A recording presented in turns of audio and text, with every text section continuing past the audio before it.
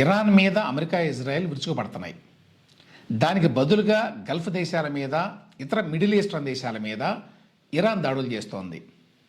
ఇవన్నీ ముస్లిం దేశాలే. మరెందుకు ఇరాన్ వీళ్ళ మీద దాడులు చేస్తోంది?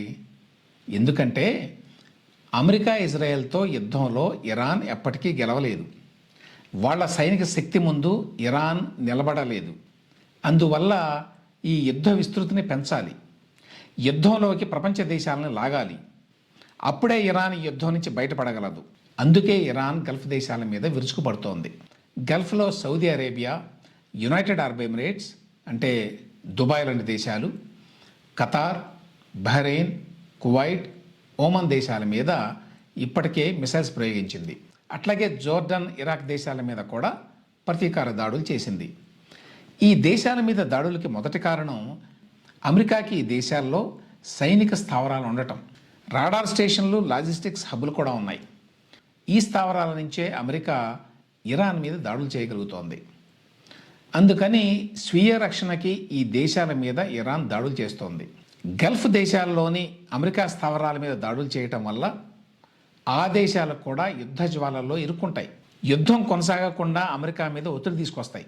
గల్ఫ్ దేశాలను యుద్ధంలోకి లాగడంతో పాటు స్ట్రెయిట్ ఆఫ్ హార్మజ్ను మూసేయటం వల్ల పెట్రోల్, డీజిల్ సరఫరాకి అంతర్జాతీయంగా ఆటంకం ఏర్పడుతుంది. అప్పుడు ప్రపంచంలోని అన్ని దేశాల మీద ప్రభావం పడుతుంది. యుద్ధం కొనసాగితే గ్లోబల్ ఎనర్జీ సప్లైస్ ఆగిపోతాయి.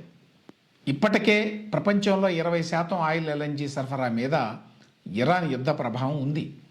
ఇండియానే తీసుకోండి, 50% పైగా ఈ ప్రాంతం నుంచే, అంటే ఈ మిడిల్ ఈస్ట్ నుంచే చమురు నిల్వల్ని ఇండియా కొనుక్కుంటోంది. యుద్ధం వల్ల ఆయిల్ ధరలు ఇప్పటికే అంతర్జాతీయ మార్కెట్లో 50% పైగా పెరిగినాయి. ప్రస్తుతానికి ఇండియా లాంటి కంట్రీస్ మేనేజ్ చేస్తున్నాయి. కానీ యుద్ధం కొనసాగితే, ఆయిల్ ధరలు తగ్గకపోతే జనం మీద మరింత భారం మోపాల్సి ఉంటుంది. అంటే ఈ యుద్ధం వల్ల ఇరాన్కి మాత్రమే కాదు, ప్రపంచ దేశాలకు కూడా నష్టమే. అందుకే ఇరాన్ గల్ఫ్ దేశాల మీద దాడులు చేసింది.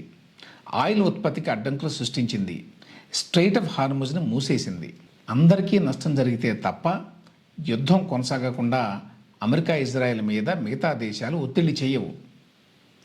ఇరాన్ ఈ దాడులకు పాల్పడింది యుద్ధ వ్యూహంతోనే తప్ప ఆ దేశాల మీద శత్రుత్వంతో కాదు.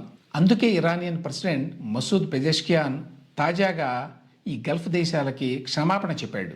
గల్ఫ్ దేశాల మీద ఇక మిసైల్స్ ప్రయోగించాం, అయితే ఆ దేశాల్లోని అమెరికా స్థావరాల నుంచి మా మీద దాడులు చేస్తే మాత్రం మేము ఊరుకోం అని అన్నాడు. ఏది ఏమైనా ఈ యుద్ధాన్ని అమెరికా, ఇజ్రాయెల్ కొనసాగిస్తే ఆయిల్ సప్లై చైన్ చిన్నాభిన్నమై ఇండియాతో సహా ప్రపంచ దేశాలు ఆర్థికంగా సతమతమవుతాయి.